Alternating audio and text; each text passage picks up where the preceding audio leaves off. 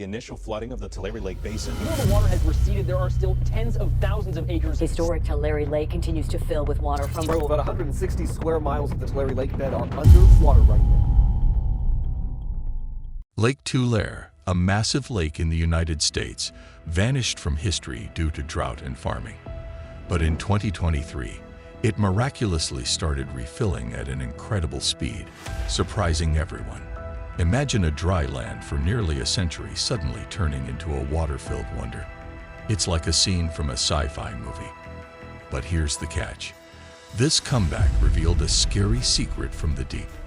But before we dive in, remember to like and subscribe to our channel. Now let's explore this fascinating story.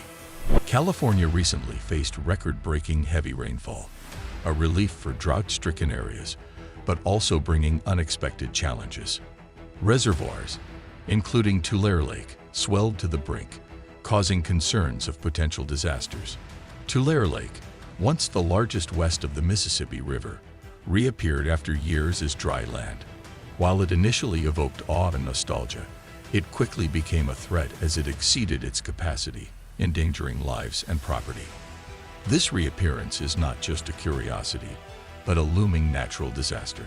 To understand it, we must explore Tulare Lake's history, where it once hosted a unique wetland ecosystem, collecting water from various sources, creating a habitat for special fish and birds. But in the mid-1800s, things took a turn. European settlers arrived, seeking fertile land for farming.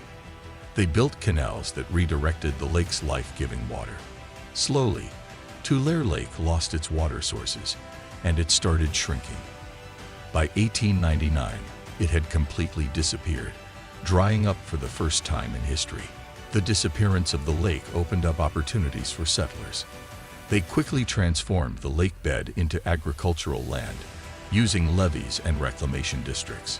What was once a thriving ecosystem became fertile farmland, forever altering the landscape.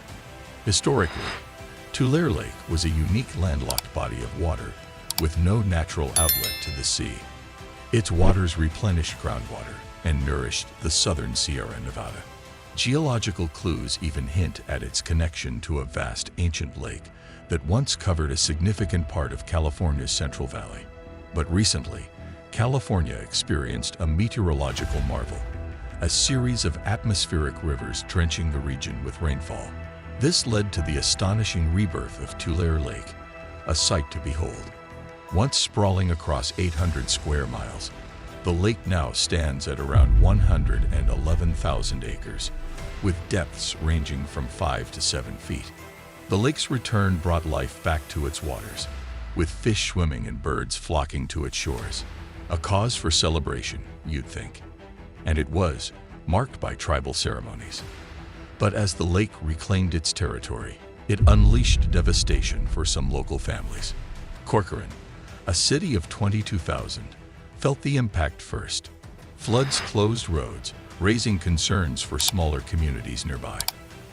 Allensworth and 𝗏𝗏 faced evacuation orders as the relentless waters threatened to engulf them. Local dairies had to move their cattle to safer grounds. Satellite images captured this dramatic transformation. Once fertile farmland, now swallowed by the re-emerging lake. An area known for producing almonds, tomatoes, and pistachios faced the wrath of over a dozen storms that battered California throughout the winter. Over 1,200 structures were damaged in Tulare County. Thousands of animals were lost, crops destroyed, jobs vanished, and homes evacuated. A stark reminder of the lake's power. Groundwater pumping over the past decade had already caused land to sink by up to 15 feet, altering the lake's topography and making it more flood-prone. Despite the state's best strategies, Tulare Lake remains a formidable presence in the agricultural heartland. Local heroes have emerged to help, like airboat pilot 𝗪𝗏, who's been hauling sunken transformers from the lake. Even the Kings County Sheriff's Office got its own airboat to adapt to the changing landscape. Sergeant Nate Ferrier, stunned by the lake's vastness, admits he'd never ventured far from the shore. While law enforcement urges caution and respect for do not enter signs, Thrill seekers take daring Tulare Lake selfies and even wade into its toxic waters. Some adventurous souls try driving across it, sparking dramatic rescue missions. Journalists have embarked on epic journeys across the lake, while snowmelt from nearby rivers feeds its expansion. The rate of snowmelt and water diversion efforts will determine the lake's size. To manage the water flow and protect farmlands from flooding, there's temporary flooding of agricultural areas. This helps recharge groundwater, vital for drought resilience. Water is stored in reservoirs and channeled to seep into the ground. However, these measures are not a permanent fix, addressing only the consequences of groundwater depletion and soil compaction.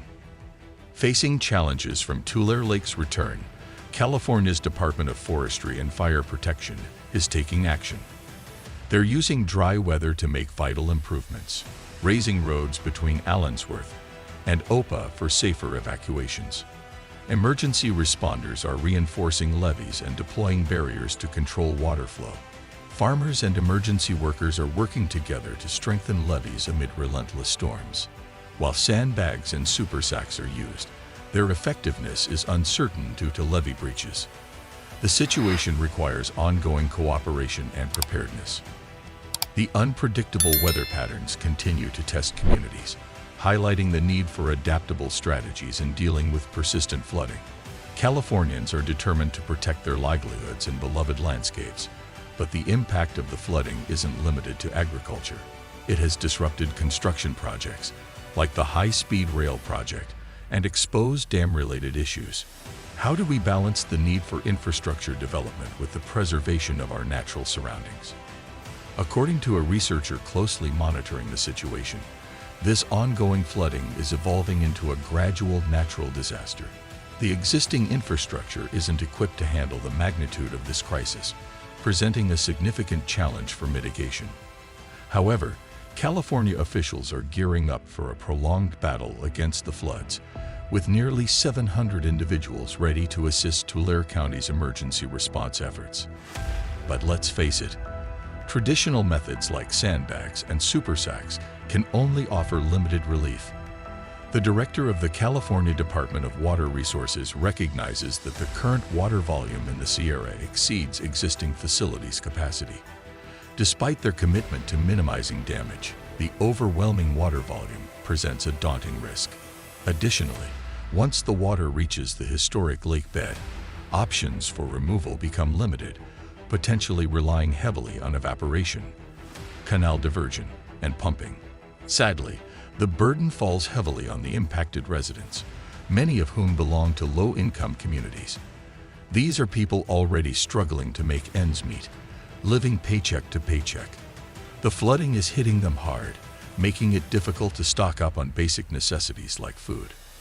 Now, imagine being a farm worker or living in a rural community scattered across the Tulare Basin. The flooding isn't just an inconvenience. It's a direct threat to your livelihood and well-being. A community organizer from Allensworth expressed the grave concerns of these residents. Though this flood might seem minor in comparison to the potential consequences of heavy snowfall, it's still a cause for worry. Our best hope now lies in having a cool summer that allows for a gradual and manageable snowmelt process. This emphasizes the urgent need for everyone to work together to address this situation. Kings County residents recently gathered for a community meeting, expressing their fears about the coming months. They might not know the exact extent or timing of potential flooding, but they do know that being prepared is essential. So, what's next? Well, experts predict that this crisis in California's Tulare Basin will drag on for months. After years of severe drought, this flooding is just another example of the state's unpredictable weather patterns, swinging from too much rain to extended dry spells. With no quick fixes in sight, the folks in Allensworth are taking matters into their own hands. They're not just dealing with the current flooding, they're also gearing up for mosquito season, which could bring more problems due to stagnant water. And let's not forget the concerns about the Tulare compost facility. Flooding could lead to the contamination of the water system with toxic heavy metals. So, what does this mean for Allensworth? Well, it depends heavily on various forms of water: rainfall, snowfall, and snowpack. These water-related concerns are front and center for the community in the months to come. But meteorologists are warning that more rain might be in store for the upcoming winter. Thankfully, the local economy has diversified since a similar event in 1983. The area's large farms have managed to avoid significant layoffs so far.